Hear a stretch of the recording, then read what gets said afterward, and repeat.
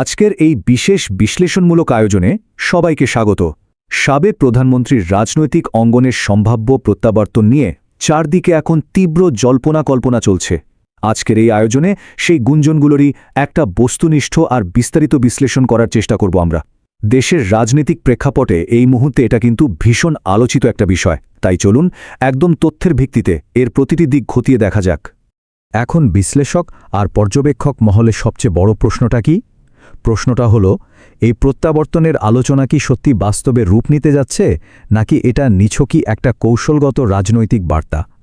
মানে এটা কি সত্যি কোনো আসন্ন ঘটনার স্পষ্ট ইঙ্গিত, নাকি রাজনৈতিক ময়দানে নিজেদের অবস্থান জানান দেওয়ার একটা সূক্ষ্ম হিসাব নিকাশ মাত্র? এই একটা প্রশ্নই যেন বর্তমান রাজনৈতিক কাঠামোর অনেক কিছুই নির্ধারণ করে দিচ্ছে। তো আজকের আলোচনার পুরো ম্যাপটা একটু দেখে নেওয়া যাক। মূলত 5টি বিষয় থাকছে। 1. প্রত্যাবর্তনের গুঞ্জন। 2.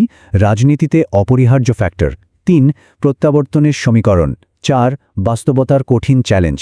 এবং সবশেষে মনস্তাত্ত্বিক প্রভাব ও ভবিষ্যৎ। চলুন মূল আলোচনায় ঢুকে পড়া যাক।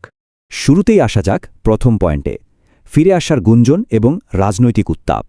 সাবেক এই নেত্রী এখন দেশের বাইরে অবস্থান করলেও তাকে ঘিরে গুঞ্জন কিন্তু প্রতিনিয়তই বাড়ছে। রাজনৈতিক উত্তাপও বেশ চরমে। এখানে বিশ্লেষকরা একটা অত্যন্ত গুরুত্বপূর্ণ দিক তুলে ধরেছেন। দীর্ঘ সময় ধরে রাষ্ট্রক্ষমতার একেবারে কেন্দ্রে থাকার কারণে প্রশাসন, নিরাপত্তা কাঠামো কিংবা কূটনৈতিক সম্পর্কের মতো রাষ্ট্রযন্ত্রের ভেতরের খুঁটিনাটি সম্পর্কে সাবেক প্রধানমন্ত্রীর ধারণা অত্যন্ত গভীর। রাষ্ট্রের প্রাতিষ্ঠানিক জ্ঞান বলতে যা বোঝায় তা অনেকটাই তার নখদর্পণে। আর যে কোনো রাজনৈতিক সমীকরণে এটা যে ভীষণ প্রভাব বিস্তারকারী একটা উপাদান হিসেবে কাজ করে তা তো বলাই বাহুল্য। এবার আসি আমাদের দ্বিতীয় পয়েন্টে, রাজনীতিতে অপরিহার্য ফ্যাক্টর। সহজ কথায়, ক্ষমতায় থাকুন বা না থাকুন, বর্তমান সমীকরণে এই চরিত্রটি এখনও অত্যন্ত কার্যকর এবং চাইলেও যাকে এড়িয়ে যাওয়া কোনোভাবেই সম্ভব নয়। রাজনৈতিক ময়দানে দুই প্রান্তের দৃশ্যপটটা খেয়াল করলে দেখা যাবে এখন নতুন করে হিসাব নিকাশ শুরু হয়েছে। একদিকে প্রত্যাবর্তনের সামান্য ইঙ্গিতেই সমর্থকরা নতুন করে সংগঠিত হওয়ার চেষ্টা করছেন, তারা দারুণভাবে আশাবাদী। অন্যদিকে বিরোধী রাজনৈতিক বলও এই সম্ভাবনাকে মাথায় রেখে নিজেদের রণকৌশল পুরোপুরি নতুন করে সাজাচ্ছে। মানে একটা একক চরিত্র পুরো রাজনৈতিক অঙ্গনকে কিভাবে প্রভাবিত করছে, এটা তারই একটা দারুণ উদাহরণ। চলুন এবার তৃতীয় অধ্যায়ে যাওয়া যাক, প্রত্যাবর্তনের 3টি সমীকরণ। বিশ্লেষকদের মতে সুনির্দিষ্ট কিছু সমীকরণই পারে এই ফিরে আসার পথ তৈরি করতে। রাজনৈতিক পর্যবেক্ষকরা মূলত 3টি ভিন্ন তাত্ত্বিক পথের কথা বলছেন, যা বর্তমান দৃশ্যপটকে পুরোপুরি বদলে দিতে পারে। প্রথমত, বিকল্প নেতৃত্বের দিকে জনমতের পরিবর্তন। দ্বিতীয়ত, পর্দার আড়ালে রাজনৈতিক সমঝোতা।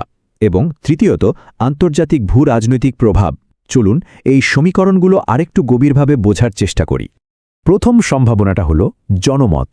ধরা যাক, বর্তমান পরিস্থিতিতে সাধারণ মানুষের হতাশা যদি কোনো কারণে চরম সীমায় পৌঁছায়, তখন কিন্তু বিকল্প নেতৃত্বের একটা বড় প্রশ্ন উঠতে পারে।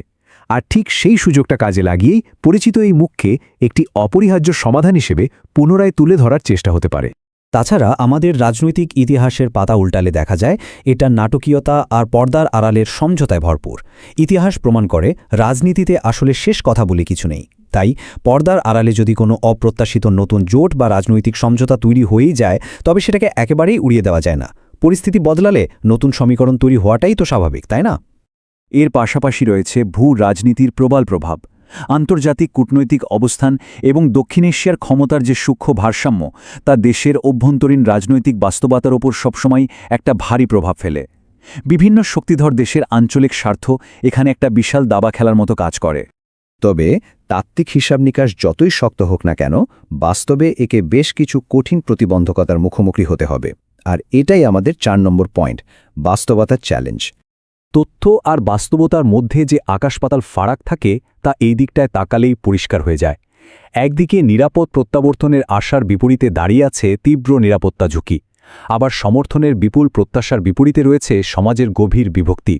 আর আন্তর্জাতিক সমর্থনের আশার পাশাপাশি রয়েছে প্রচণ্ড কূটনীতিক চাপ। এই প্রবল দ্বিমুখী বাস্তবতাই আসলে পুরো পরিস্থিতিকে মারাত্মক জটিল করে তুলেছে। এবার চলে এসেছি আমাদের শেষ আলোচনায়, মনস্তাত্ত্বিক প্রভাব এবং ভবিষ্যৎ।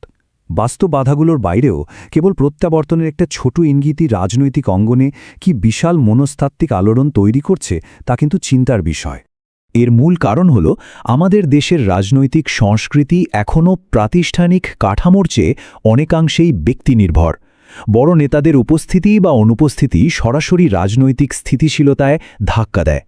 এই ধরনের ব্যক্তিনির্ভর রাজনীতিতে একটা মাত্র প্রতীকী বক্তব্য বা বার্তা পুরো স্থিতিশীলতার ভারসাম্যকে একদম নাটকীয়ভাবে বদলে দিতে পারে। এই মনস্তাত্ত্বিক প্রভাবটাকে কোনোভাবেই হালকা করে দেখার সুযোগ নেই। পরিশেষে বিশেষজ্ঞরা এই বিষয়টার উপরই সবচেয়ে বেশি জোর দিচ্ছেন, দীর্ঘস্থায়ী শান্তি এবং নিরাপত্তা আসলে কোনো একক ব্যক্তি বা দলের উপর নির্ভর করে না। এটা পুরোপুরি নির্ভর করে গণতান্ত্রিক প্রক্রিয়ার ধারাবাহিকতা এবং সাধারণ জনগণের আস্থার উপর। দেশের রাজনীতির প্রকৃত ভবিষ্যৎ শেষ পর্যন্ত জনগণ আর রাজনৈতিক স্থিতিশীলতাই নির্ধারণ করবে।